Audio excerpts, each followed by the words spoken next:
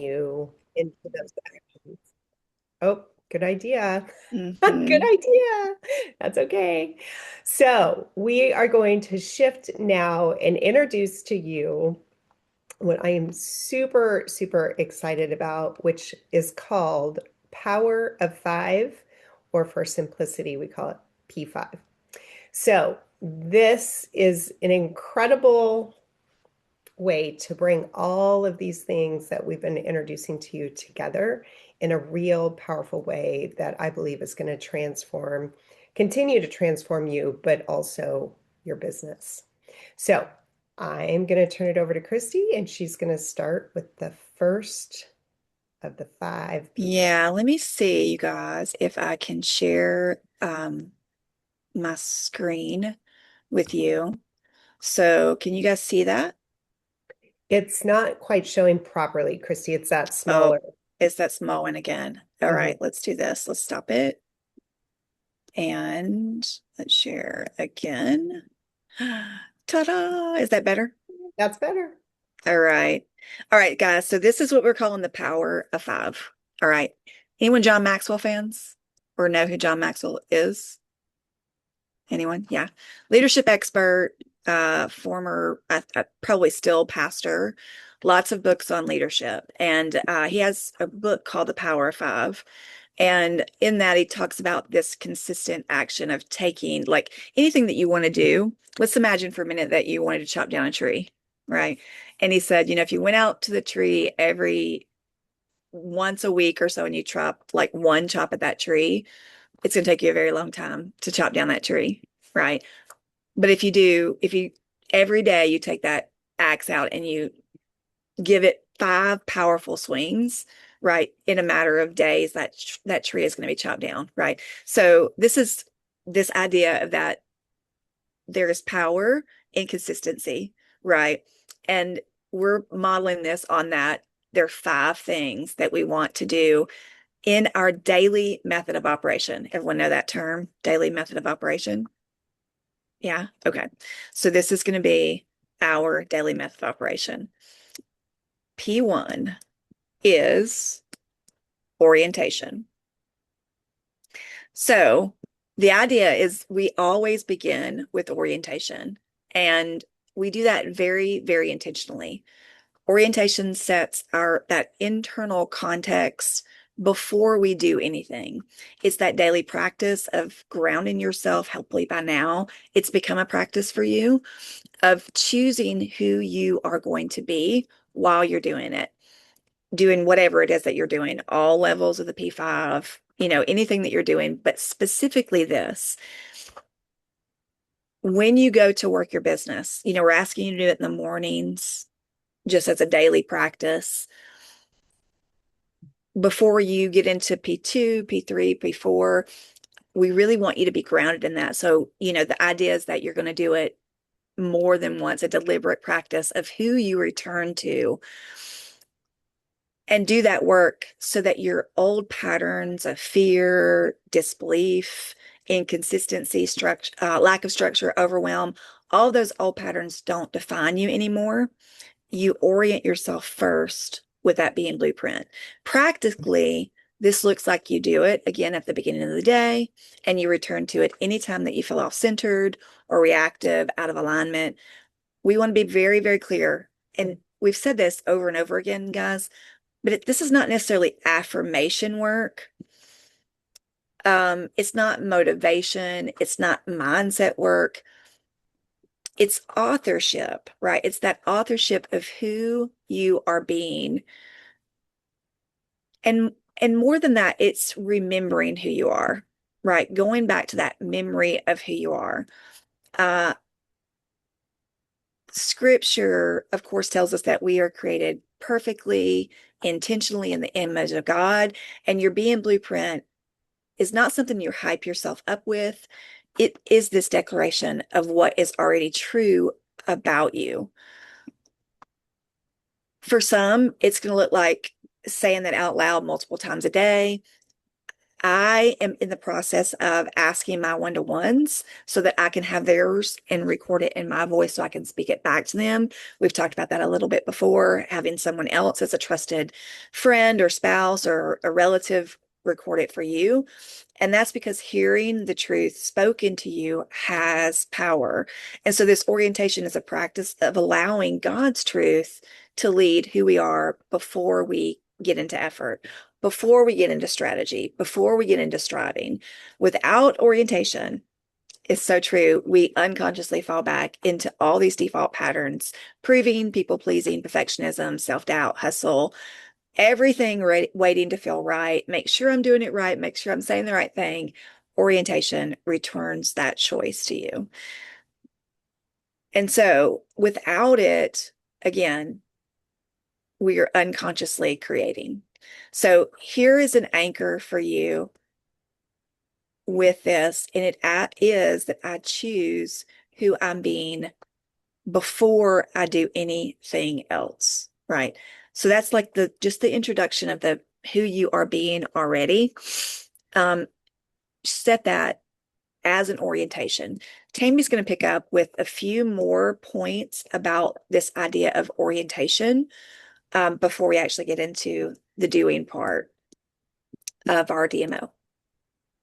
So, and really, I think Christy covered what was on my heart. I think for me, that part of this has really been so impactful because it really truly, and we, on a few coaching calls and in talking to some of you, this isn't, the I am statements or reading your statement to yourself really is completely different than, you know, an affirmation, if that makes sense. So looking at my experience with it, it's been my orientation of a practice that I enter into every morning with God. And it's about God's truth of who I am. And his word says that we were created perfectly in his image. And orientating myself in the statements of who I believe that I've been called to be. And part of my story is pain to purpose. So being able to be grounded in that, to be able to show up in a way knowing that all things have worked together for good. And so it's been such a huge impact. We're going to step in. Tammy, can I say one thing too, just about the Being Blueprint that I think might be helpful? Mhm. Um, I shared it yesterday with one of our clients that asked a question, and many of you may have been on the last Wednesday training, and she asked about feeling like an imposter when she is saying her Being Blueprint. Does that resonate with anyone else? I'm just curious. Okay. So Tammy and I were discussing this, and Tammy uses in her Being Blueprint this phrase of, and I'll use mine because we were talking about my line where I say I am the greatest of all time, wife, mom, daughter, sister, coach, speaker, leader. And if you don't necessarily feel that way, and I think when we talk about the evidence that supports that, we can get into that, like where the evidence comes from. I think that our evidence that we see right now is the result of our past way of being. But going back to Tammy's, what she has added to hers that I think may be helpful to share is in her Being Blueprint, she says the phrase, I am creating to be the best wife, mom, mom, stepmom, partner, because we have partner statements in our Being Blueprints as well. So this was very helpful to the client that I spoke to yesterday. So I just wanted to share that with you guys here, as we're kind of getting into this process, if that might be helpful as well. Thanks for letting me stick that in, Tammy. Yeah, no, that's great. Okay, so we are going to step into a little bit of an activity here. So if you have a pen and paper, and if not, you can come back to this. But We want to step into talking now about moving on to vision. So this is where we need to slow down, listen beneath that first layer or our first instinct and answer. But I want you to think for a moment, when you first said yes to your business, why? Why did you say yes?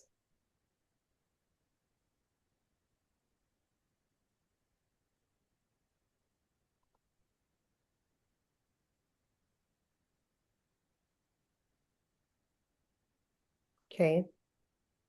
And then I want you to look at that and I want to ask you, and then why that?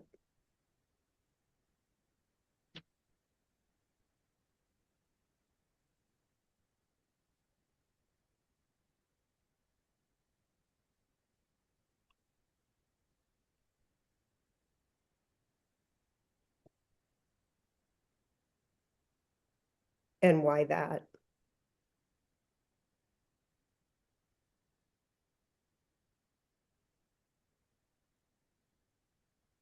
So, and for time's sake, we won't go through, there's some theories and things and teachings about going 7 layers deep to get to the true, deeper why you are in your business. And oftentimes we stop at that surface level. We've even heard it taught. People join for an income, people join for flexibility, freedom, purpose, Community. community. Is that really why? Or is there a why behind income? Is there a why behind flexibility? I want to spend more time with my kids. Community. I'm lonely. Purpose. Maybe my kids have left home and I'm retired from my traditional job, that I need to feel deeper purpose, right? So it's not wrong. It's just not complete. It's incomplete. So taking the time to create your personal vision is inviting you to ask why again and again and again until you reach the place that stops sounding impressive or normal or whatever, and it actually starts to feel at your core true. Because this is where your vision moves from goals to meaning.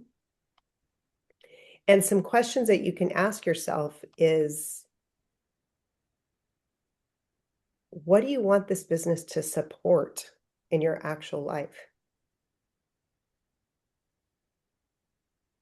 Who are you willing to become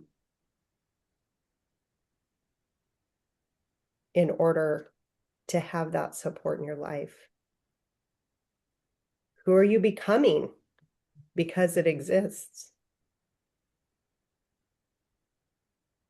What in your life would feel unfinished or unexpressed without it?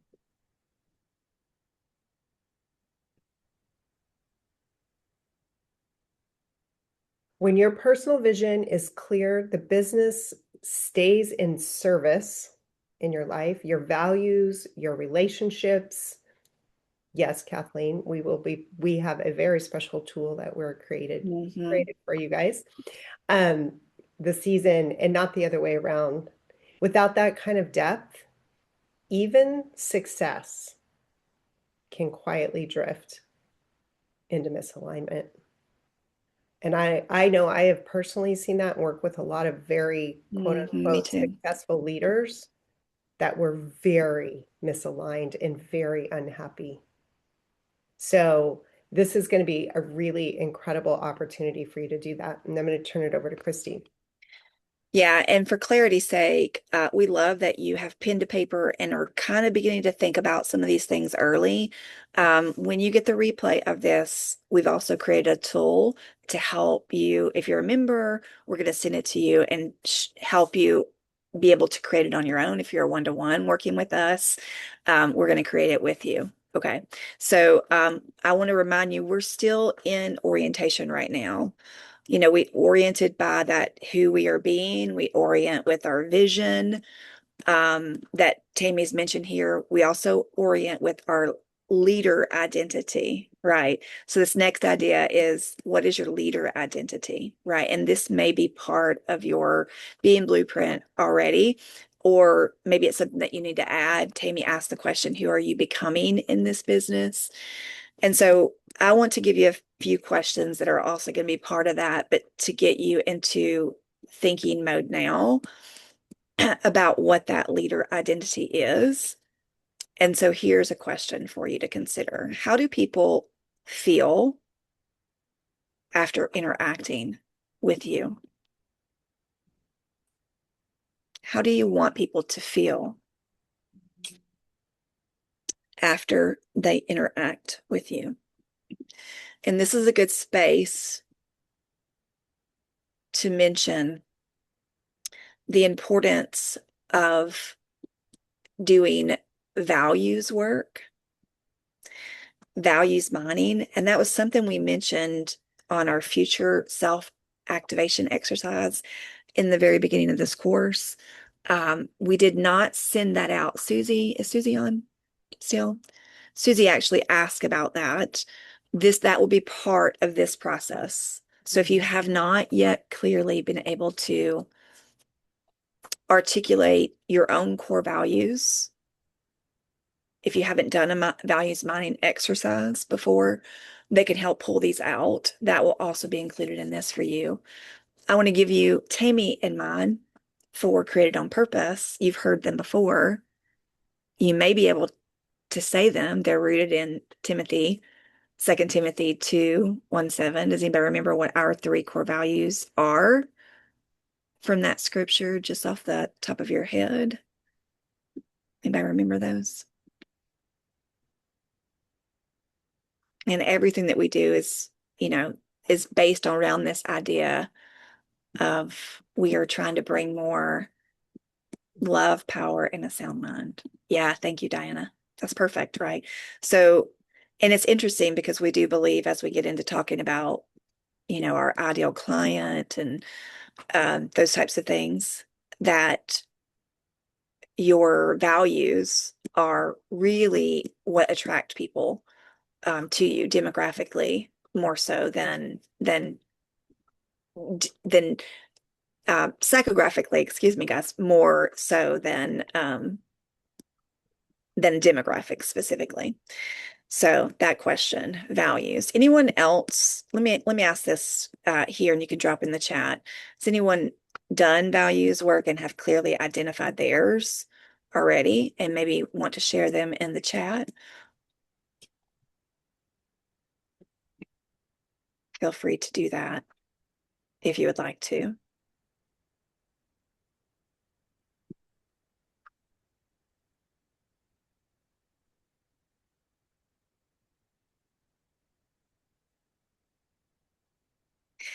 Another question for you here with your leader identity is, what experience do you have right now that is equipping you to begin to build credibility, not as an expert? This is very, very important, guys, right? Very, very important, this part. But what experience do you have that's going to build some credibility without you feeling like you have to be an expert? Begin thinking about that as well. I'll say this, it's been my experience today that people trust like average people and their real experiences much more than just an expert anyway. But begin to think about that. What is the experience that you have that you begin to share that adds to that credibility?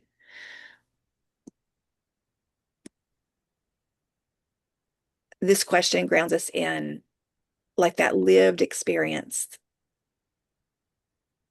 without performing necessarily or without proving anything. So use this last little identity statement. I am the kind of business builder who, I am the kind of business builder who, and that can be part of your being blueprint that you speak as well.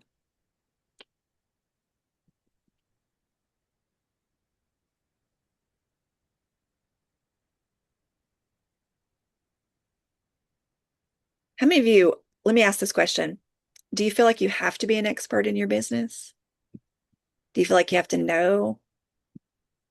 Anyone struggle with that? Julia says she was recently complimented on being a searcher and she trusted her research. Yeah. Julie says she does feel like she has to be an expert. Yeah. Um, this is probably a good space. You know, what Tammy and I are going to this introduction to the P5 for you today, guys. We could spend on each single topic. We could spend literally hours on each single topic, and we're kind of just fleshing out an overarching idea of a business blueprint for you. But here, I do want to say that if you believe that you have to be an expert, right? And part of what we do in direct sales specifically and in coaching as well is help people be the best versions of themselves and then actually be able to do what we're doing, right? And so if we feel like we have to be an expert, then typically that is what they feel like they have to be before they take action as well. So yeah, it doesn't duplicate. It does not duplicate very well. All right. So we're still in orientation, right? So I'm going to recap a little bit before we go any further. And that is being blueprint, vision, leader identity. And now Tammy's going to talk to you a little bit about your ideal client. Yes. Okay. So this is a little bit different shift for you to think about. So you do not serve everyone. You have an opportunity to serve aligned people. So I'm going to say that again. So we're not serving everyone. We have an opportunity, and you're going to see with the framework how we determine who are these people that are aligned with us. And so the ideal customer, thinking about who needs your products? What are the problems that they are actively trying to solve? Or what are they tired of? Or, some of you have products, some of you are in coaching. So really thinking through that, like, who is that person? Do you want to add to that, Christy, before we move on to business partner? Or, you've heard it say our ideal client is us. How many of you have heard that our ideal client is us, right? The perspective shift for that is that, I think sometimes we limit ourselves if we think that it is us exactly, especially demographically. Most often it is psychographically. Tammy and I are both in conversations with men right now about coaching, right? And so when you think demographically, only demographically, you begin to limit yourself with that. So I would say that psychographic, that is your values, the problems that you solve, the beliefs that you have, those types of things will connect you more deeply to your ideal client than that I am a woman who is over 50, who's an empty nester, someone that values creativity, which is one of my core values in my original business. That would connect us more than the fact that we're just 50-year-old women, right? Is that we value creativity. Love that. Okay, let's think about for a moment our ideal business partners. And often some of our best customers can be that person, and looking for those deeper values and connection definitely helps. But we also need to step into the thought process of entering into this with people who are have an openness and alignment with something that we can offer, whether that's income, flexibility, growth, community, all the things that we mentioned. You know, it's season of life. Do they have capacity for community and consistency? But I also want you to think about this question. Are you willing to enter into a conversation with that third level of listening when you're talking with people, to enter into that curiosity with deep intention and caring enough about that human in front of you to create that connection, to go a little deeper, to have those connections about if it is finances, a deeper understanding. It's the why. What could those finances do for your family? How would that impact you and your family? Right? So just something to think about when we're talking about these ideals. And I'll switch back to Christy real quick before we move Yeah, forward. and I want to say, because we said both your ideal client for products and then the business opportunity. Um, do, Let me ask this question. Do you believe that they are two different avatars? Does anybody believe that you have one that's for product and one that's for business? I'm curious. Do you think you have one person that's product person and one person that's a business related avatar?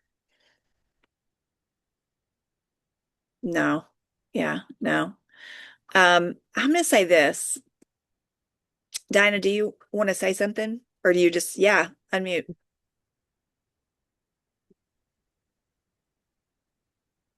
if you want to ask or give a Yeah, comment?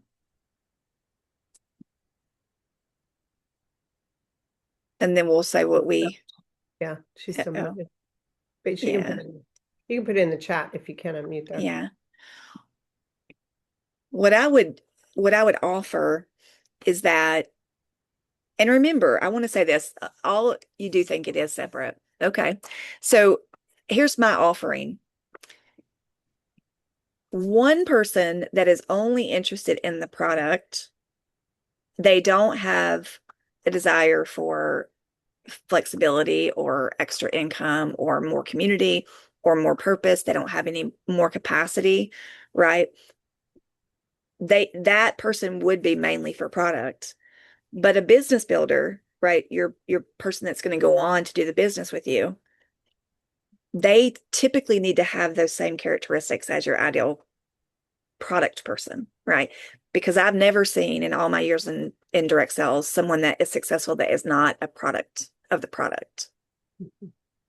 Okay. So it can very well be that they're the same, and then your business builder has more that depth.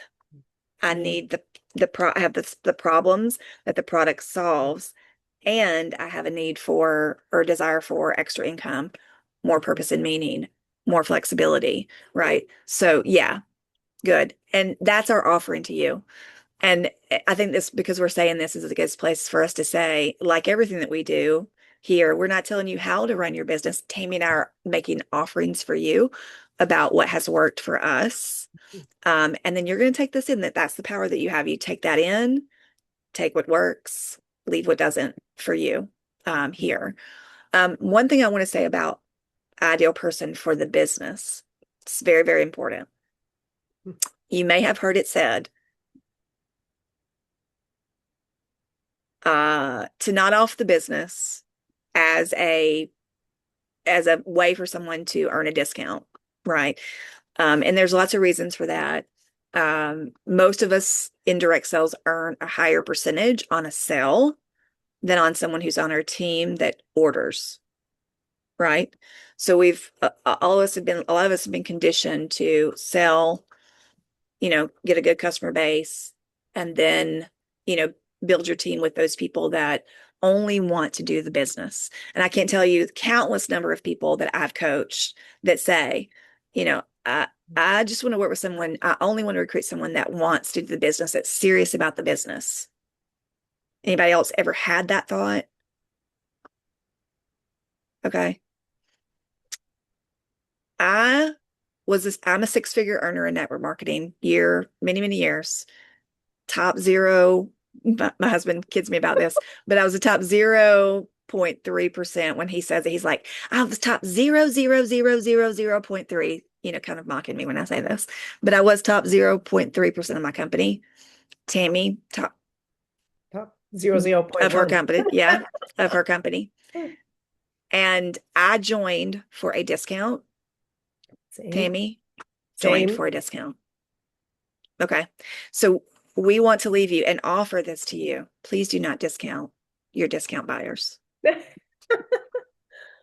Oh, Okay. love it. And incidentally, as we get more into specificity, you're Mm, going to see here, when we get into that more of the 2, 3, 4, and 5, we're not going to give you a ton of specificity here today.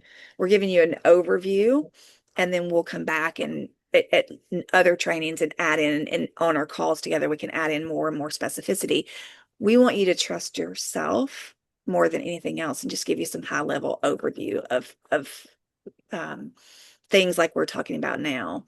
Your avatar, who you're talking to. That vision is very important, though. Vision and values are incredibly important. So um, awesome. that's what I wanted to add there, Tammy. Nice. Okay, we're going to keep moving. We are still in the first P, which is orientation. But the next piece of that is to really think about your core offer. So when we talk about your core offer, we highly recommend that you start with what you love.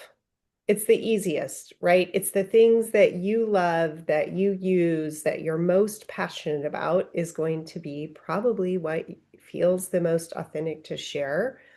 And also think about, what does this product help create? So, for example, if you're a company that you help people to release weight, right? Don't just think, I help people to release weight. What does that create in their life? Does that make sense? So really think deeper into this. It's not just a thing, it's what does it create in their life? So what pain does it relieve? What result do people care about the most? So here we lead with the experience and the results, not just an explanation of a product. Does that make sense? So this is where we ask meaningful questions. We get to learn more about the person and what their desires are, because people don't move. They don't move just with information. People aren't buying from just the benefits of, there's lots of products out there, right? That's not what it's about. It's bringing that back to that deeper level and that connection with you. So I don't know if you have anything to add to that, Christy. Yeah, we're talking about products there, and this is, of course, in the orientation phase. So these are were things that you're working on yourself to understand what your core offer is, especially if you have a big SKU. If you have a lot of Mhm. SKUs in your company, a lot of offers. One of the things I think that is a detriment to business owners is bloated, like you have so many different offers. They're scattered and people don't understand what you do. So either pick your favorites that you use, or use your flagship ones, right? And if you don't know what your flagship ones are, find out what those are. And I might suggest, cre thinking about 3 or 4 max, and that is what you build your core offer around, for your products. Now, with the opportunity, again, when we're getting into opportunity, what becomes possible, all the things that Tammy said there, what becomes possible by them saying yes. And here's a note that Tammy and I wanted to mention about why people do the business. Generally speaking, you've heard it's, extra income, time, flexibility, purpose and meaning, community. Um, I would also offer this. When you think about the income component of it, how many of you have talked to people about travel opportunities because all of us travel with our company conventions, um, earning incentive trips, but even the company conventions are tax Mm, write-offs, right? mm. So I'm gonna how many of you like readily when you're talking to someone about the opportunity, remember to talk about the tax write-offs of owning a business?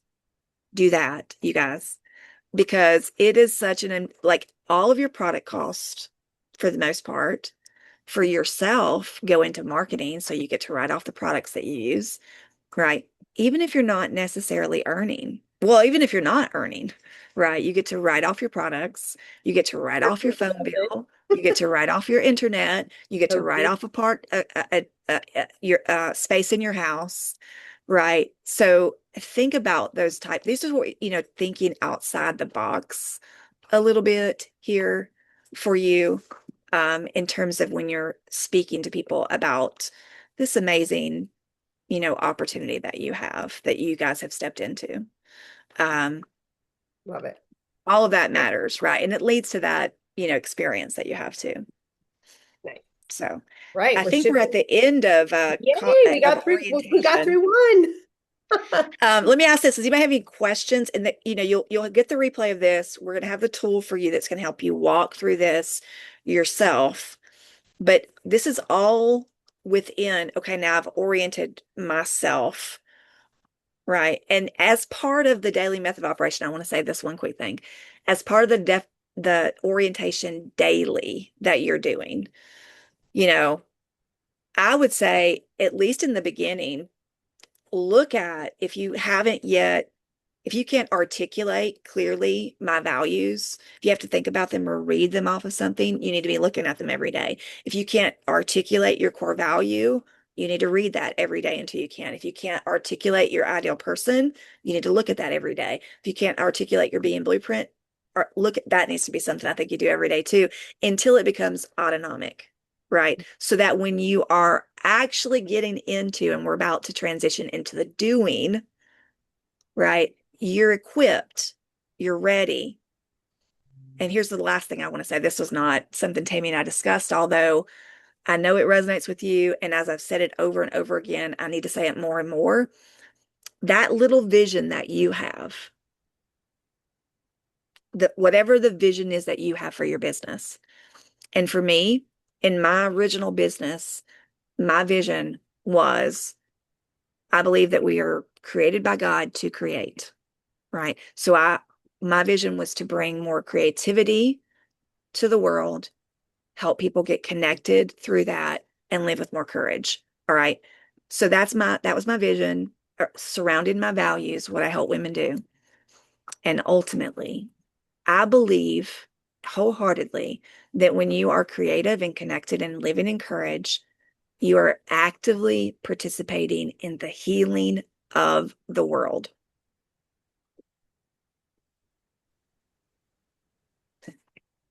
So when you create your micro vision, your individual mission, I want you to connect it to that.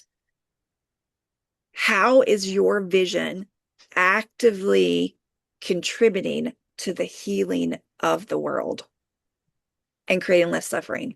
And I don't, listen, folks, I sold sticky transfers that I sold sticky transfers and ink and paste to make home decor, right? And I know it uplifted and empowered women, and therefore they were happier, they suffered less, right? So I don't care if you're selling nail stickers or books or whatever it is, makeup, cellular, whatever it is, you are actively participating in the healing of the world. And I think when you go, oh, that is a big mission, for which fear, lack of structure, overwhelm is not going to keep you down. I'm going to get up and do it. Mhm. All right. Love it. All right, Tammy, I Awesome. think moving Yes, to we are you, moving right? on to conversations, which is This is my I favorite. Yeah. love, I love, I This is, love. So this is where we get to dive into, before we talk about how the conversations unfold, We want to be clear about where conversations actually happen. And really, it's what we do, right? It's what we do every single day. I love the anchor that we have here that we'll share here at the end. But what I want to encourage you, we don't wait until we feel perfectly confident. We don't wait for certainty.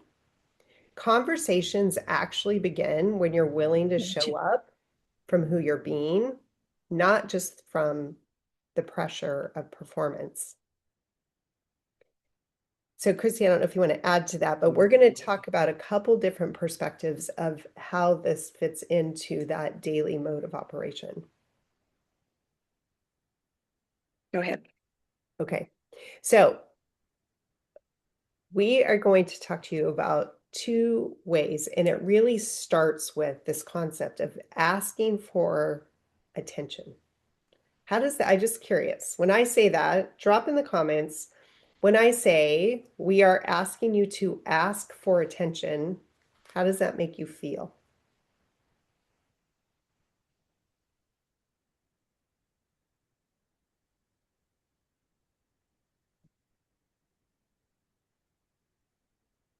Self-seeking.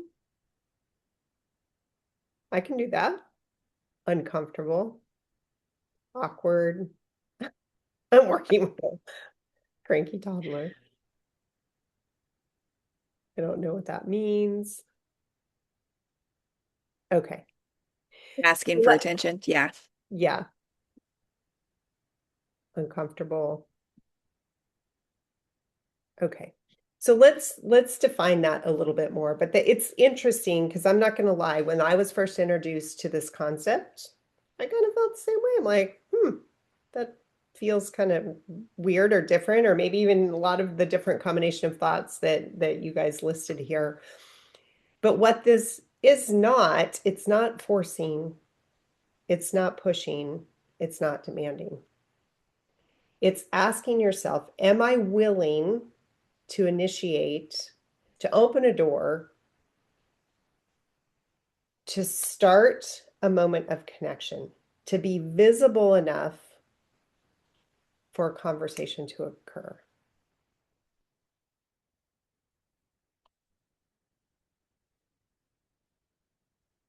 So, Christy, I have you here next if you want to add to that. Yeah. Um, so asking for attention, I think part of that is it matters, right? We don't have to feel completely confident or wait for certainty or clarity. Um, it can happen literally anywhere. And I think incidentally, when you link it back to that, the healing of the world, it's that, right? It's that idea. It's the first expression of a connection toward how you heal the world. And it matters, right? It matters because if you don't ask for attention, conversation never begins, right? And if it never begins, then alignment cannot be discovered.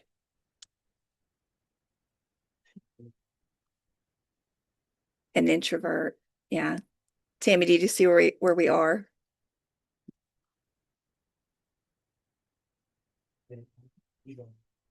Uh-oh, did I lose Tammy? There we go.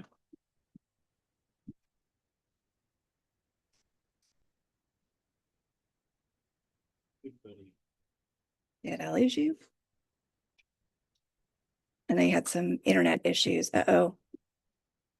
We lost Tammy. We lost Tammy. I'm There she back. is. I have no Yay. idea what just Okay. happened. I was like, woo, there I go. I don't know. So we're talking about where incidentally asking for attention and how it makes you feel and linking it back to, of course, your being and that healing of the world, and that we don't wait for things to be perfect. We don't wait for certainty. Conversation begins where you're willing to show up from who you're being, not from pressure or performance. It can happen anywhere humans meet. And I think that's where we're picking up, Tammy, Mm-hmm. there Yeah. about where we actually ask Where for this, attention. yes. And if uh, shares that she's the youngest sister, so it makes you Mm-hmm. feel small to ask for attention.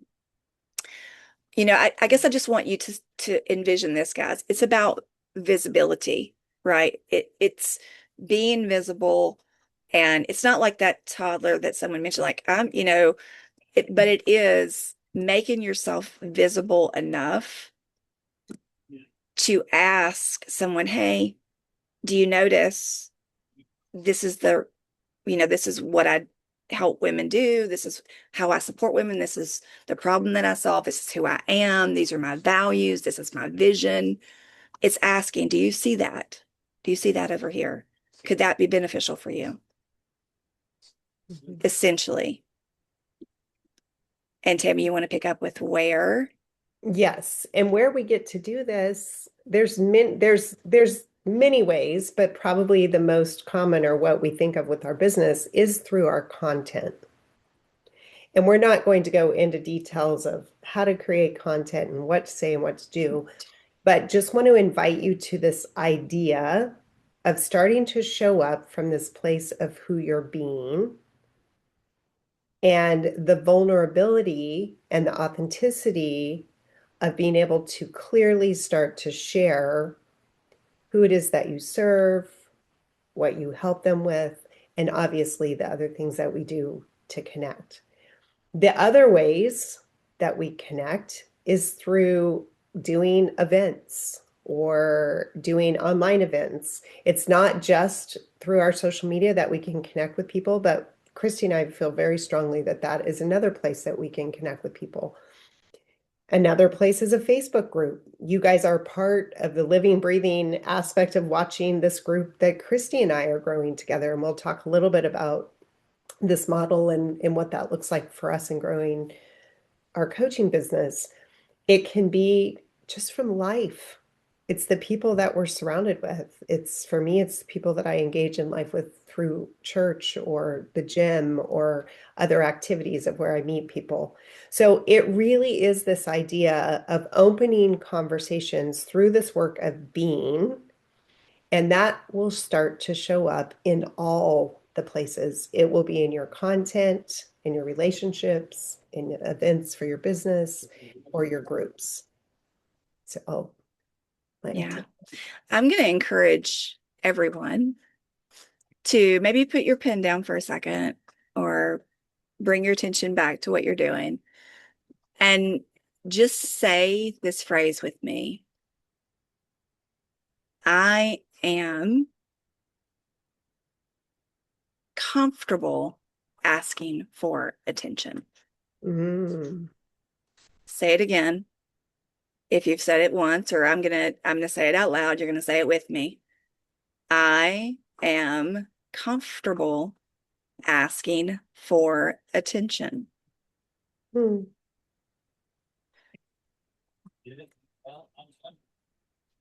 Put that in your being blueprint, right? I am comfortable asking for attention.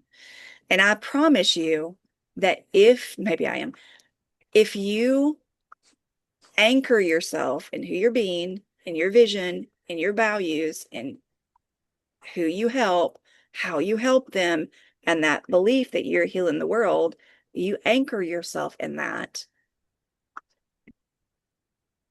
Being comfortable asking for attention is a natural flow from that. I heard something the other day and it just popped in my mind and I wanted to share it with you. Celebrities. Everybody knows celebrities. Yeah. What if you, and I'm going to ask, what's your general posture towards celebrities? Self-seeking, attention-seeking. I don't know. What are some of your thoughts about celebrities? You don't have to put it in the chat. Just what are they? What if a celebrity was just someone who celebrated themselves.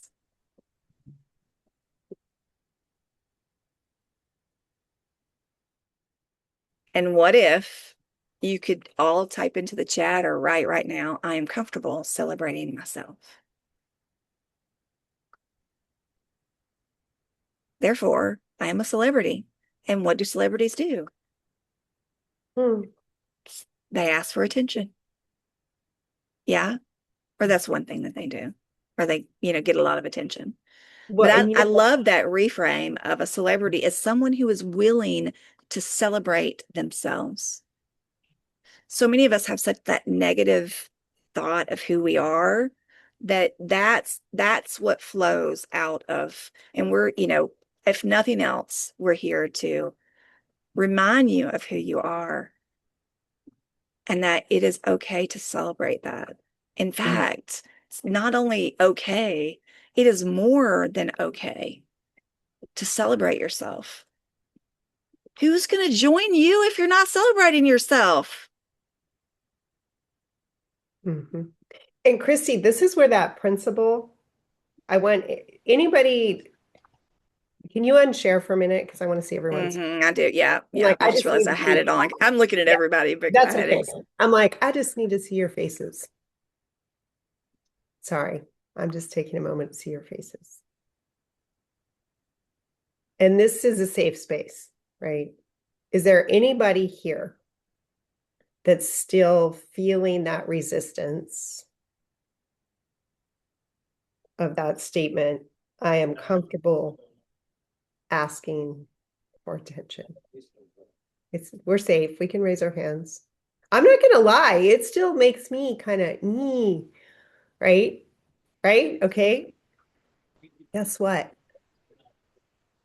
We have a choice in who we're being because we are the meaning makers.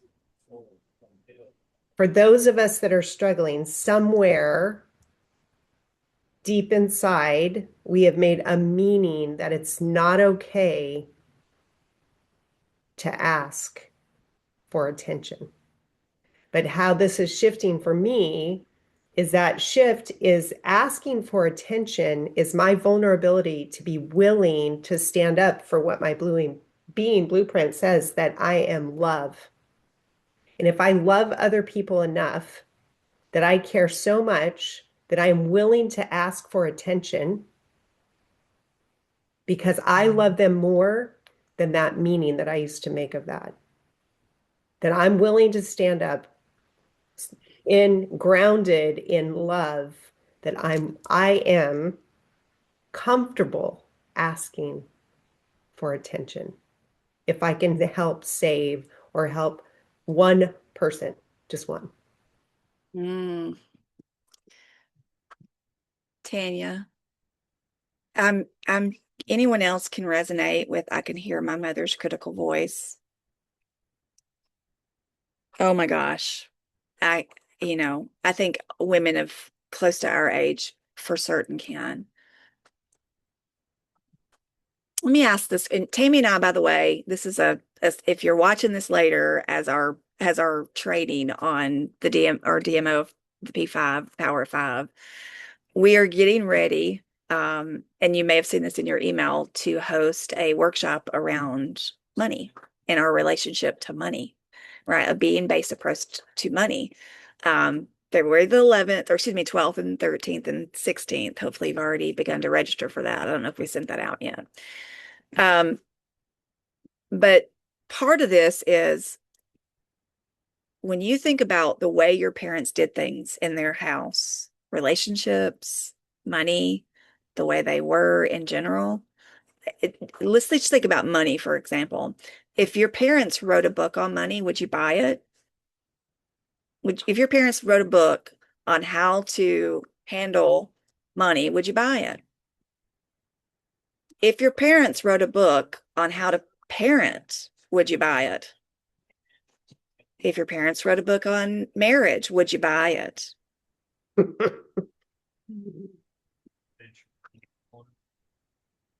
Why are you buying it? Mm. Why are you buying it? Big things to think about, right?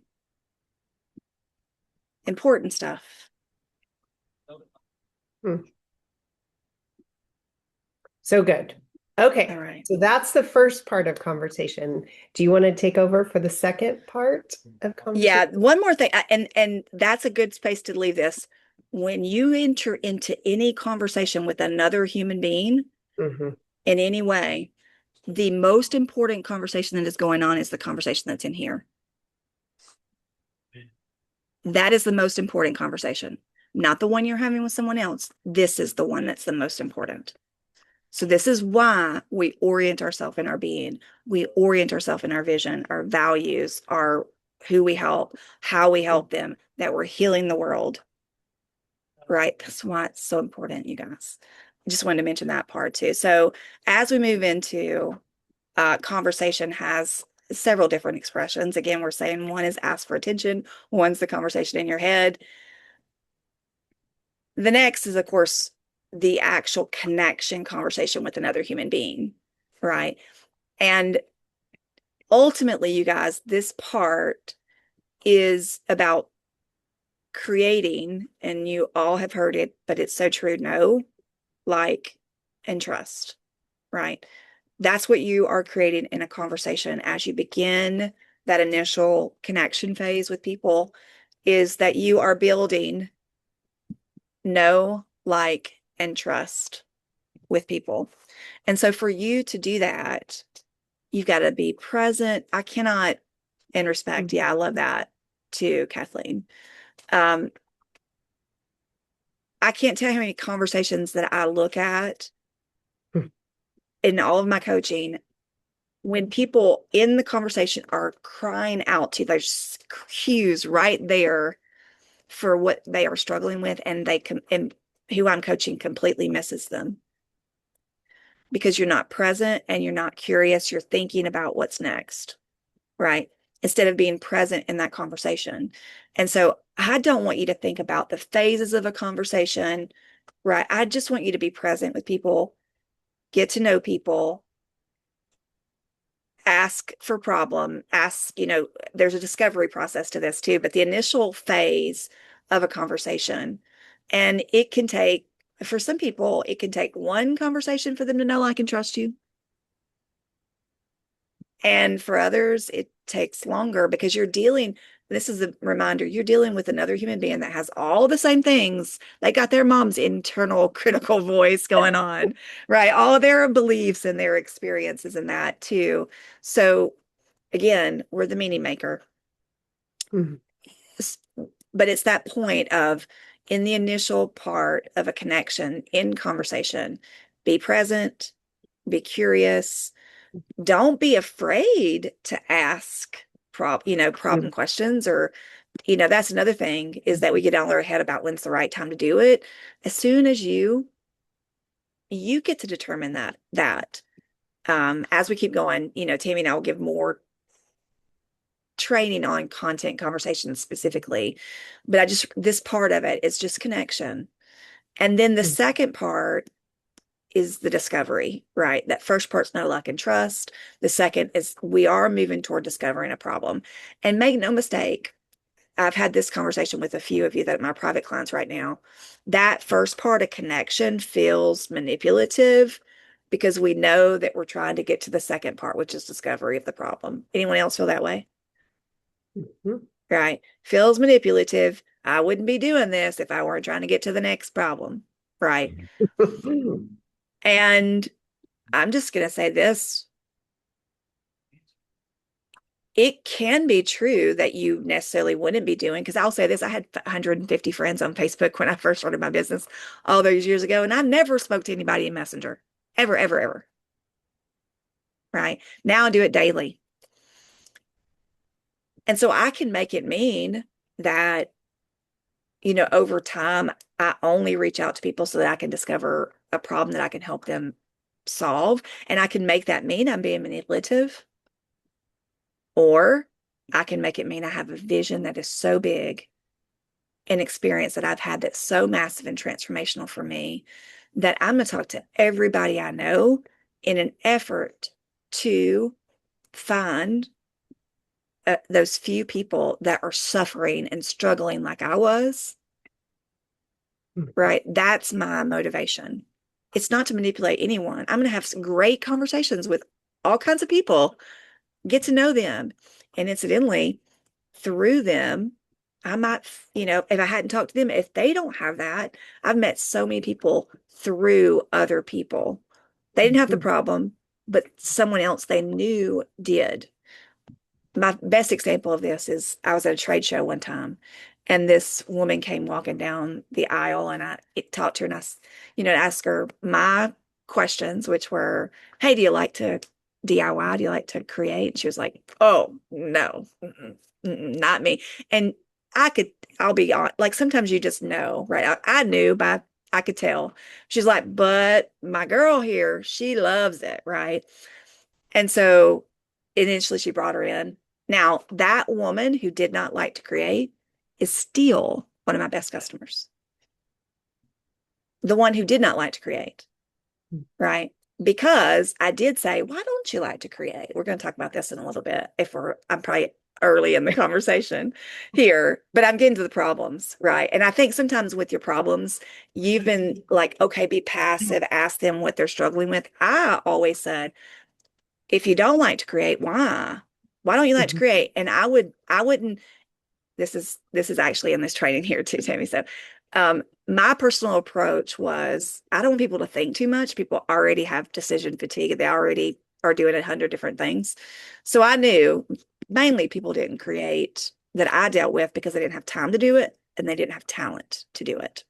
That was the two reasons, mainly for me, right? So that particular woman I'm talking about, I was like, "Oh, why don't you like create? You ain't got time for it. You don't have the talent for it." And she was like, "I just don't like it." That was her, like, "I just don't want to do it." But then her friend that came through, it was because she didn't have time for it, right? And then now they both do create together a lot, still customers of mine to this day. So that's the problem discovery part of this. We listen deeply, we discover a real problem, a real desire, and then you assess, readiness, right? Are they ready? Are they not ready? Do they need more information? That's the three. Everyone you talk to, if they have the problem or the desire, they're either ready, not ready, or need more information. That's it. Yeah. Love it. And our anchor here that we hold on to is our job in conversation is to discover, not to decide. And for those of you that feel that resistance of, I wouldn't be talking to this person if perhaps, again, we get to be a meaning maker. And for me, I enter any conversation with the idea that every conversation is a divine appointment. And it may or may not lead to business, but it was meant to be, that God put that person in my path, in my connection, in my conversation for a reason. And so we get to decide and be a meaning maker of what do we want, what that ties back into our being, who are we being, and really questioning yourself, that deeper question. Like if I'm saying I'm love, I'm all the things. So anyway, okay, so that is our anchor. My job in conversation is not to decide. Moving on to our third step or third P, which is invitation. Seek and you shall find. So our purpose here is a clear next step alignment. So if we find that they have something that we can assist them with, guide them with, then this is the next step that we go into. Christy? Yeah. When alignment is found, you guys, invitation, it's just possible there, right? Once you, again, know this is where you move into invitation. We invite only after understanding and confirming that alignment and identifying that they have that problem that we help solve. Your invitation should be clear. It should be honest, right? Don't beat around the bush about your invitation. Be specific and be outcome neutral, right? Outcome neutral. It doesn't matter. I'm making an invitation. Again, it's my job to discover, not decide for them, right? And so I want to offer you this, and this will be in the training that you'll get the replay for, and then it'll also be in the tool that we're going to be able to share with you guys to help you create your business blueprint individually. Here's a simple framework for inviting. And let me say this before I offer the framework itself. Tammy and I both believe a good deal in third-party tools. All right. By a show of hands, let me see if I can get back to where I see your faces. Mhm. Anybody know what we mean by third-party tools? Do you know what we mean by third-party tools? Okay, a couple hands I don't see. So we're going to talk about it. The next step, we're going to talk about our P4. I think it's P4 because we're on 3 now, right, Tammy?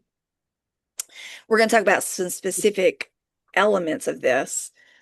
But a third-party tool, the simplest definition for a third-party tool is anything other than you. Okay. Anything other than you, at least as an initial invitation. Um, Back in the day, people love to talk on the phone, right? How many of you now, like it's funny, like remember if you could remember growing up, as most of you are near my age, when the phone rang, we were like running to it, right? Like, oh, who's calling me? Yes. Can you look now? Like, if someone calls me before they text me and ask me if I'm available, I'm like, hey, why are you calling me? Right.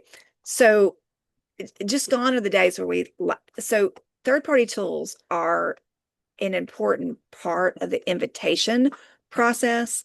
We're going to talk about what some of those maybe look like in our next part, because that's what you're inviting to necessarily. But that using invites, like it's you that's doing the invitation, but we want to invite to a third party tool. Okay. And we're going to talk about that a little bit later, but I just wanted to mention that when I give you this framework of inviting, because part of this is we need to know, what are we inviting to, right? Like that, I don't think that people, this is my experience. It's not that people are, well, some people are scared to have conversations, but it's not only that they're scared to have conversations. It's not only that they're scared to invite, but they don't know what to invite to, right? So here's a 4-part framework for you to elicit agreement. And Tammy, I built this off of your belief bridge too. But when you're inviting, this is probably the most powerful phrase that you could use when you're inviting. Based on what you shared about whatever problem, right? You insert that. Tammy, based on what you shared about your current level of pain, or I'm going to use my own old business, about your current lack of creativity, right? Based on what you shared about why you're not creating right now. If I would you, and I'm going to flesh what that looks like out. Tammy, based on what you share with me about why you're not creating more, you said you don't have time for it, you don't have talent for it right now. If I could show you a way, if I could show you a way, you could create something that looks like it came from Hobby Lobby in 30 seconds. Would you take a look at it? So going backwards, right? That phrase, based on what you shared, if I, would you? And that can be when we get to what we're talking about, like what we're inviting to. Well, if I shared a video with you, if I invited you to a Facebook group, if I offered you an alignment call, whatever the things are, that is such a powerful phrase. Can you repeat it with me just here? Based on what you've shared, if I, would you? Now, interestingly, once you get them and they say, yeah, I would, that's kind of the first question. Second, okay, when will you have time to check that thing out? When will you have time to look at this 4-minute video? When will you have time to join the Facebook group?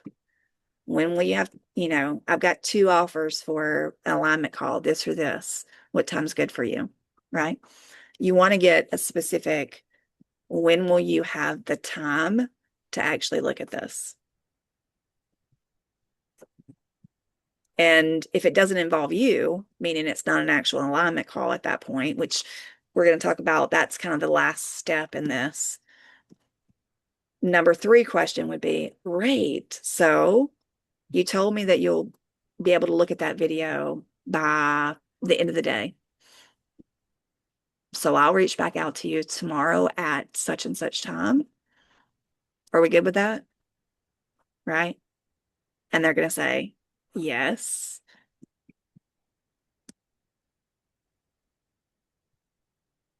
And that's really so great. If I reach back out to you after blank, will you have finished it? And if they say yes, then you get a specific time. So I'm going to go through those again too, because it's kind of 4 questions. Based on what you shared, if I would you.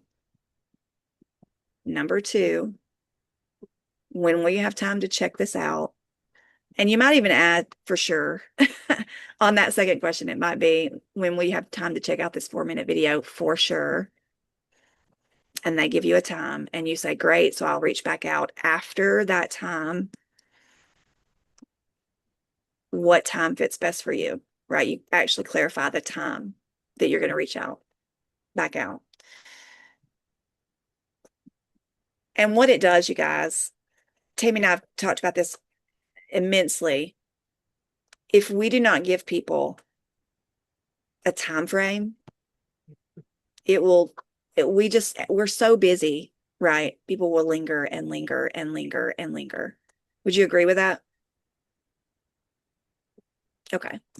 And the anchor here that we stay grounded in, and I don't know if I still have my screen up or not for you to see this, but I invite from who I am. Is that up on the screen, you guys?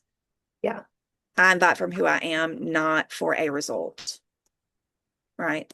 We're not inviting to get a defined result, right? We're inviting from that orientation that we have to find those people that we can help.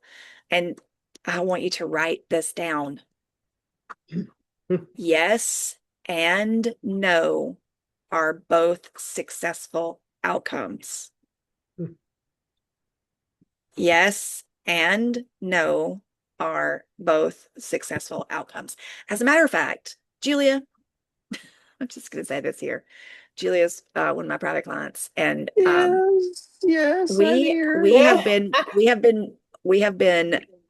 working on sponsoring recruiting, and Julia's been in this conversation, and I didn't tell her I was going to share this, but I'm going to, if you're okay with that, Julie, if I share this TC. Of course. So I'm we've been talking. I'm an empty book. Yes. So we've been in a potential recruiting conversation with someone for quite some time.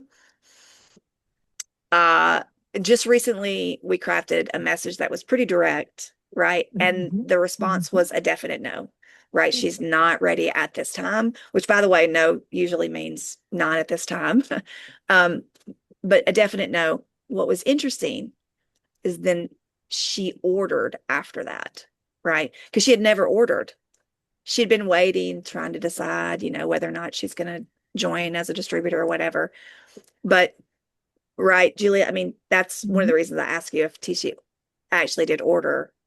That no is a successful outcome. And I think it led to her actually ordering, right? So they're both successful outcomes. Would you agree with that, Julia? Absolutely. Yes. Yeah. And it just helps us when we say too, no is a successful outcome. It makes us less fearful of no. Right. And I'm not necessarily one of those go for no, the no game. Anybody ever played the no game? Like, see how many no's you can get. Oh yeah. But hey, if it helps you get more familiar with the feeling, then yeah, do that.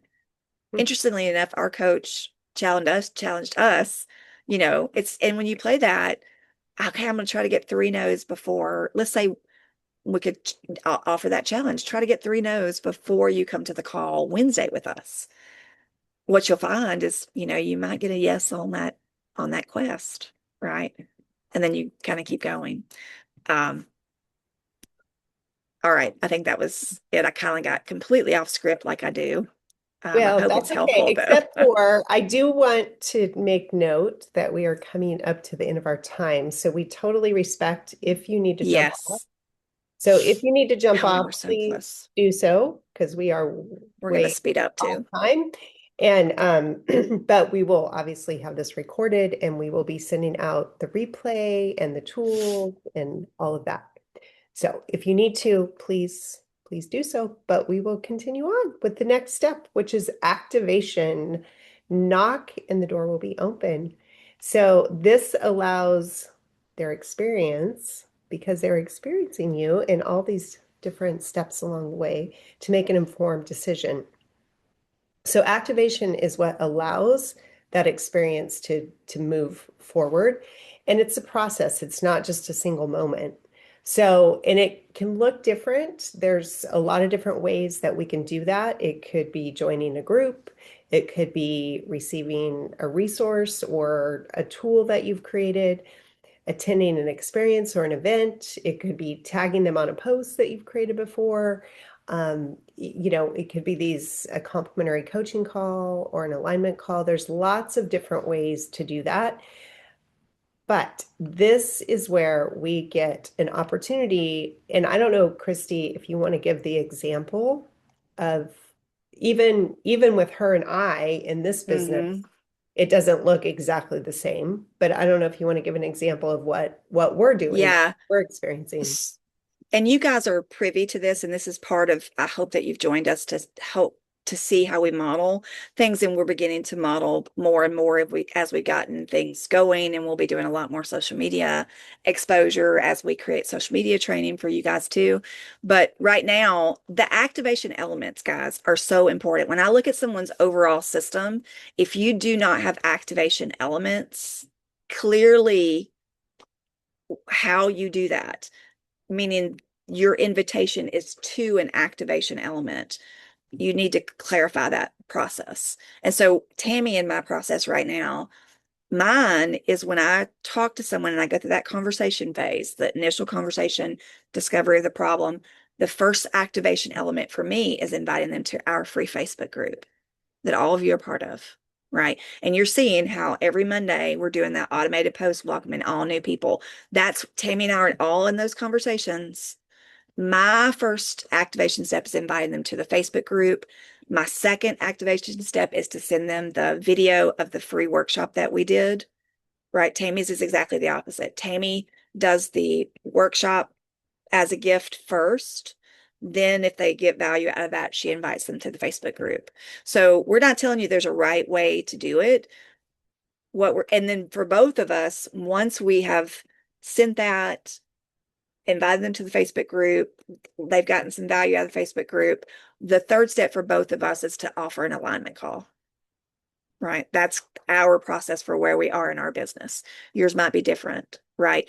If it's a Zoom meeting that you do every week with your team, an opportunity presentation or a product presentation, you want to have a clearly defined step that you follow pretty much each time. And the core distinction here is that, again, activation meets readiness, right? So however ready that they are, is and this is where follow up, because you'll see in a minute with the completion of P5, because we're in P4 now, we don't have a follow up. Like there's not a follow up in our system. What happens here is based on their readiness, right? What we do is if we offer whatever your last activation step is, like we offer that alignment call and they don't take it, right? Then we basically get back into conversation with them. We make another invitation. We do another activation. Does that make sense? I'm gonna see if I can see everybody and stop share for a second. It's a kind of a circular idea. Follow-up is built in, right? All I'm doing is continuing the conversation, making another invitation, another activation. And some are going to take one act. I mean, I've had people, and this is where Tammy, I've had people, and it depends person, it depends on your skill set. I've had people that join my Facebook group and join or buy product from me right away. That activation step's enough, right? I've had people I talk to and send a video before I even invite them to my Facebook group when I was in my bed and they buy, right? Or join. Depending on Tammy's product currently right now, it's a higher ticket product. It's a different problem that it solves. So there is no one size fits all. But that idea is that you are continuing conversation, invitation, activation, rooted in in your orienting in your being, right? So always orientation, conversation, invitation, activation. Does that everybody kind of wrap your head around that idea, that activation and that follow-up is kind of just a part of that process? Okay. And then Tammy has, I think, my favorite activation step of all. She's going to talk about her belief bridge. Yes. So with Oh, my business, oh, what was that? good. No, I was just going to Oh, say that we always just offer access and then allow choice. That's the final thing I wanted to say there. yes, yes. Awesome. So this is something that was that honestly way, way, way back when, 30 years ago, um, when I worked in the fitness industry, I just believe it was like divine because it wasn't, somebody didn't teach me this. It's just over time and conversations and trying to serve the needs of the people that what I found for sure was when entering in this relationship and conversation with someone, their decision in the end has to be tied to them, right? It's not just about the product. It's not even just about the potential result, but tying it back into what they want. So this was a way that it developed to create a bridge of agreements that when I'm talking to someone, and this is going to look different depending on the kind of products or business that you have, but we can do a couple scenarios and talk through it. But basically, the first one that I like to start with, because I will tell you it's a big part of the know, like, and trust, is based on you being their coach, their guide, their consultant, whatever you resonates with you, right? So it's asking so I've gone through, I know what your problems are. That shift after I've shared a tool with you or invited you to a group, or maybe I've shared a video or a call, is really this completion of now going into these agreements. So the first one I ask is around coaching or guidance. And do you see the value of having someone such as myself to help you to eliminate the guesswork, to achieve the results that you told me that you wanted? You shared that you wanted X, Y, and Z. So do you see what I did there? So I'm asking them to tell me, do you see the value? Would it benefit you? Having me coach you, having me guide you, having me be your consultant. So the idea is, and generally, I don't know that I've ever had anybody say no. The second component that I think is powerful, and it might look different depending on your business, is community. So asking them, do you see the value, or can you see how surrounding yourself, it's one of our 5 keys, right? Proximity. Do you see the value of surrounding yourself with like-minded people that are creating similar outcomes or that are interested in Christy's business creation, creating, crafting, or right? So whatever it is, or even just the idea of creating a community of other women that are in the same stage of life or what they're wanting to create. The third component, and it's probably a lot of it was my own passion of around education. So would it be helpful if I were to, along this path, along creating together, would it be helpful to educate you, to empower you in a way that it creates long-term success? And then the last one is the product. So by the time they've told you, yes, I would like you as a coach. Yes, I can see the value of community. Yes, I want to be empowered. I want to have knowledge. And honestly, that one there too, I'd probably add in so I can empower you so you can empower others. I'm already setting the stage for them joining me, right? So you can empower yourself and eventually empower others. And then the last one, your product in solutions. So based on all these things that you've told me, if I can show you how this solution, this product would be useful, is that something that you want to do for yourself? It's not about me. It's asking questions of agreement around the things that are important to them, having a guide, having community, being empowered through education, and then if I can show you with this product or solution, is that something that you want to do for yourself? So this has been something that I have used for years and years that has been super helpful because when you go through this process and you're co-creating that conversation, 99% of the time it leads to them saying yes because they're saying yes to themselves. It's not me saying, this is a great product or I can help you achieve this or all these things. It's really going through this process to get their agreement with themselves. Yeah, and ultimately it's building that belief, right? They're saying yes again, yes again, yes again, yes again. And so it is coined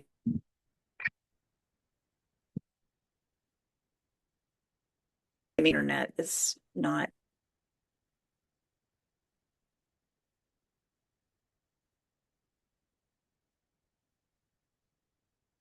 solution clearly, simply um allow the prospect to choose what fits them best. Oh, here,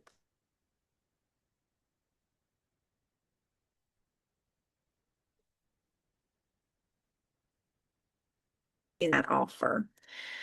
Um, I have found, and Tammy has also found, it is helpful when you present that solution to them, when they say yes, yes, yes, yes, and you go, okay, now we're about to get into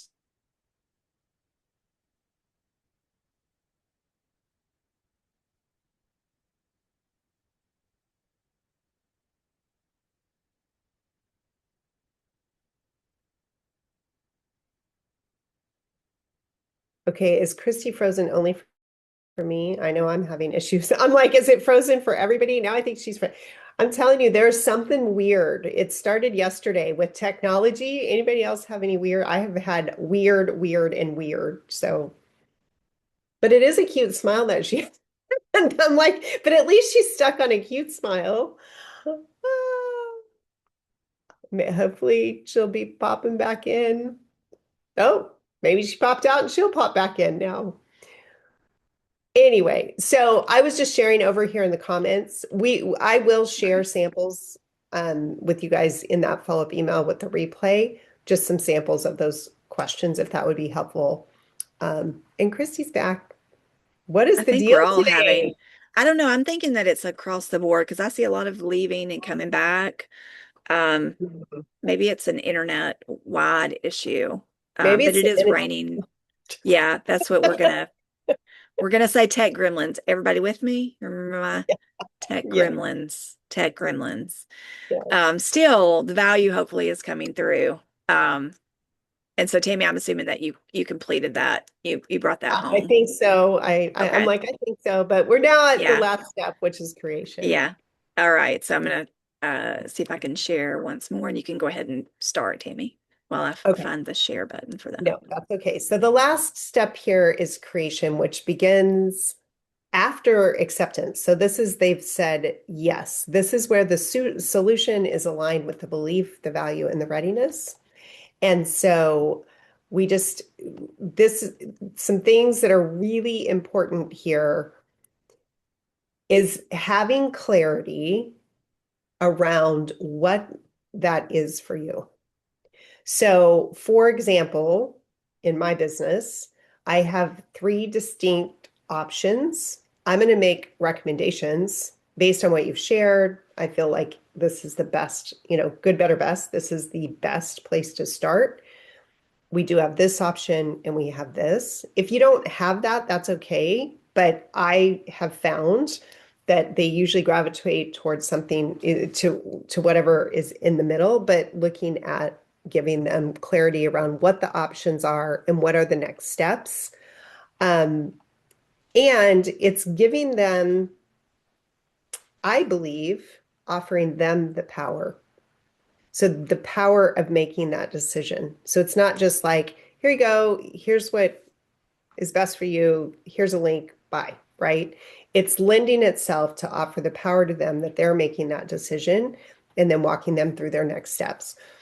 There may be a lot of different beliefs around this. Personally, in running an active business right now and growing a large team, I have found it best to do things with people. So it might take a little bit of time, or offering, as a service to do it for them in the beginning, just because oftentimes I just think that there's a lot of things and confusion that can happen for people when they're ready to make that decision. You want to take that step into the next step, which is getting them started. So go ahead, Christy. Yeah, I was just gonna, actually, I lost my train of thought there, Tammy, on what you said Okay. there. Oh goodness, I think I was looking at the internet, specifically, but yeah, the clarity around offering them a specific path. And I generally find, oh, I know what I was gonna say. You offer them the path, they select it. Generally, though, they're looking to you as the experienced person to say what's the best value, right? What's the highest value that I can get? So be ready with a recommendation and why you're offering that. Um, and then, like Tammy was saying just then, I think it's helpful, especially in a new person, like a new purchase or a new consultant, to offer a what I call join session, or a did I used to call this? Oh my goodness. To offer like a be with session to actually get them started.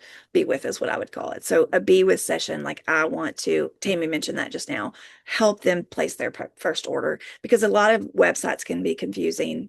Like there's a lot of distinction between, when you're on that and you offer this package and then actually purchasing that thing. So offer a be with, or start your account session, whatever you guys want to name that. Um, have some kind of session or offer that for your new person. And then in creation itself, we're not going to get into this today. Tammy and I will be creating what this will look like in creation, but your creation starts with them. Your co-creation starts with them when they place their first order or when they become the consultant. So it's not like now the job, like all the work is done now. And I see this happen so often. Now that they've ordered, now what? Right? So you want to have a clearly defined customer journey and a clearly defined consultant journey, right? And essentially that the industry name for that is onboarding, right? So you want to have a customer onboarding and a consultant onboarding. And Tammy and I, as we finish this out today, we're going to be helping to create, based on our experience and what's worked for us, both of those things in training with you too. But listen, I want to reiterate this. You are where you're supposed to be in this journey. All of these steps right now that we're talking about, you can begin today. And there's the way that I created my customer journey. And my onboarding journey, guess what, is doing it. Like as I had a first person order, right, then I created that with them. So don't hesitate, don't wait, until everything is perfect before you actually begin. And that last step of creation, I like to think of it in chunks and segments of time. So, before we actually are able to create that for you guys, if you want to start looking at this now, think about when someone orders, think about what does it look like? Because typically now shipping, they get it 3 days or so, right? Days to a week. So look at chunks of 3 days, 7 days, 14 days, 21 days, 30 days. What is that first 30 days? Because this is the thing about creating then. Remember, we're creating everything. So we want to create um, clients that get the results that they actually wanted. We want to create recommitments. We want to create referrals, right? And the way that you help create that is to help them create results. So consider those things in that creation step. And hopefully you're stepping into that every day. And so Tammy, you want to talk a little bit about how it functions as a daily method of operation itself? Yes. And So then as a we'll, daily, yeah. And then do you want to wrap up or? sure. Yeah, I think so. Okay. So really every single day starts with that orientation. It starts with the being blueprint, being clear. We have the clarity around our vision, around what is our core offerings, who is that person that we're speaking to, looking to connect with. So it always starts with the orientation. Next, the conversation happens. And there's the different parts of that where it begins. It could be on our social media, it could be in person, it could be events, but it's that next step, inviting to that deeper discovery. That's where the invitation naturally arises. Activation allows an experience. And that's what we're creating, you guys. We're creating an experience that they get to experience you even before we even talk about our products, right? So that deeper alignment, that deeper experience happens with you. Nothing is forced, nothing is skipped. It's not being in a hurry to get to that next step without taking the time to be present, to ask those deeper questions that we discussed. Being is it's leads. So your being actually leads, and then the actions follow. Anything else? Yeah, no. And the final thing we want to share with you today, guys, is this. And my earbud just stopped. So can you guys hear me still? Yeah, okay. My earbud just gave out. Okay, so this is a long time thing. I created it a long time ago in my original business. And Tammy and I used it together in many circumstances, and it's been superbly helpful as what I call a GPS system for creating the destination that you want to go in your business. So what is GPS? Well, I've got the screen up there for you, but this is to support again that your real life results. And so G stands for goals. So what we want to see is that in each area of the P5 that you set specific goals in those areas. So that might look like right now we're asking you to do the Be in Blueprint, speak it, daily in the morning. Maybe if you want to do it, and we've said sometimes I do it in the afternoon and the evening too, with the goal of the orientation, the conversation, the invitation, the activation, and then creation. Here's something that I think has been helpful for me, and Tammy and I set these are good, better, best goals. Okay. So how many of you have you set these goals, right? And you can only achieve them on your, best and brightest day, right? So I just want to give you a different perspective. A good goal is, when you can do the bare minimum, you know, whatever that bare minimum is on days that you can only do that thing, that is a good goal. Better is for days when you have a little bit more capacity, when life is kind of just average, right? And best is when, oh my gosh, things are going great. Like it's not raining outside and I have full capacity on my internet, right? That would be a best goal. And Tammy and I set this for when we did our first workshop, we did good, better, best goals. When we started our membership, we could good, better, best goals. And we have one-to-one coaching, we did good, better, best goals. And incidentally, we've almost always been in the better or best goals in terms of the results that we wanted to create. How many just have resistance to setting goals in general? I'm just going to ask the question. Resistance to setting goals. I think one of the reasons is because we set like a goal and that is the end all be all goal, right? And then if we don't hit that, it means something about us. Remember, we're the meaning maker. But how many of you have heard of good, better, best before? And I would say begin to implement that for yourself. Set that out, okay? And then the P part, right? The actual P part is the plan. Okay. And for us in your business right now, the plan we're offering you is this P5, right? That P5 is the plan to grow your business because we have modeled this on what it takes to build a business, right? I mean, there are certain you have to be visible. You have to build credibility. You have to create clarity and a way to get started. You have to have conversations, right? And you have to create results for people. So we've created this 5-step process that is literally how to create business. So it's the plan.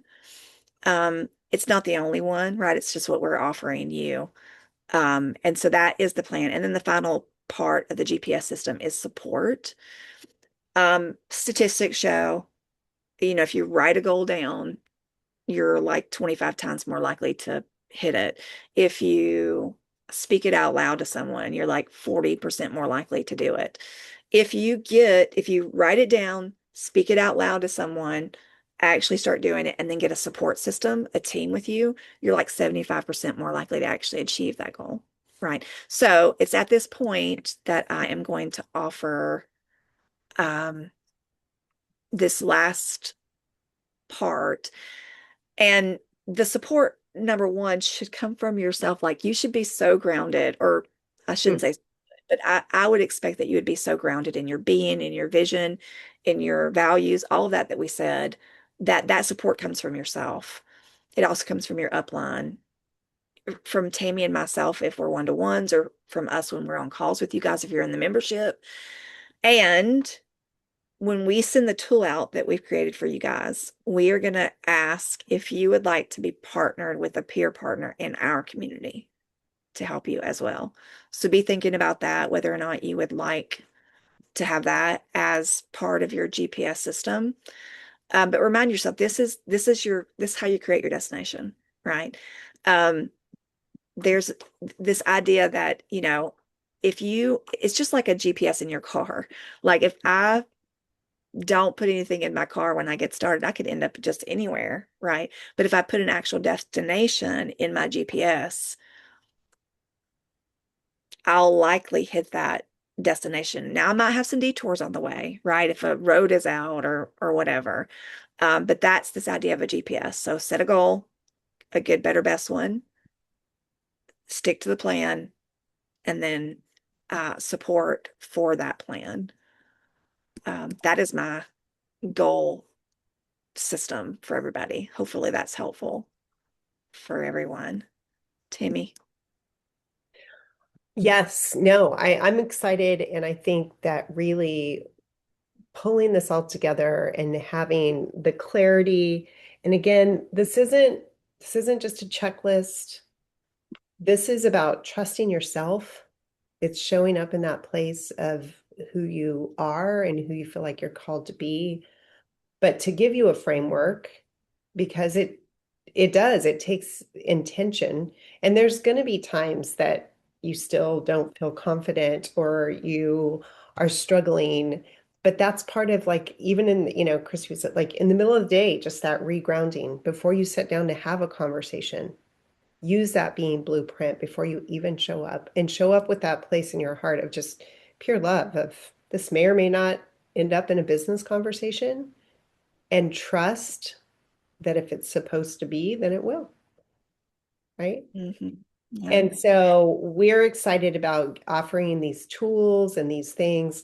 I know for sure that early in my first direct sales business, having a pacing partner was one of the single best things that ever happened to me. We were in the same company. It doesn't have to be. I have a mastermind group that I'm still a part of that we're all from different companies, that they are the smartest, most unbelievable women I've ever met in my life. So there's such incredible value of coming together in that kind of partnership. So if that's something that you're seeking, we want to help coordinate to get you guys in community with somebody that could be a pacing partner in this. So just really, really excited and I just think a final note I want to add, Tammy, beginning the first week of March, Tammy and I will be offering P5 sessions with us too. Okay. So that's something to look forward to. We're still working on exactly when those will be offered, but there'll be work with us sessions that we call P5 sessions with Tammy and myself. So we're looking forward to offering that to you guys as well as part of this. So, any last minute thoughts, Tammy, that you want to add here? just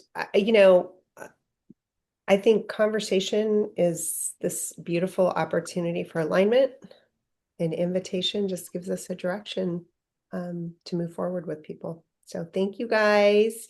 And Forgive activate us them. for Activate yes, people. Activate activate, people. activate, Think activate. about those And activation elements. So we've given you quite a bit to think about. Hopefully you'll get some stuff to work with and then be looking for that email from us that's going to give you some more clarity and direction around, how to go, where to go with this specifically. But thanks for hanging out with us, guys.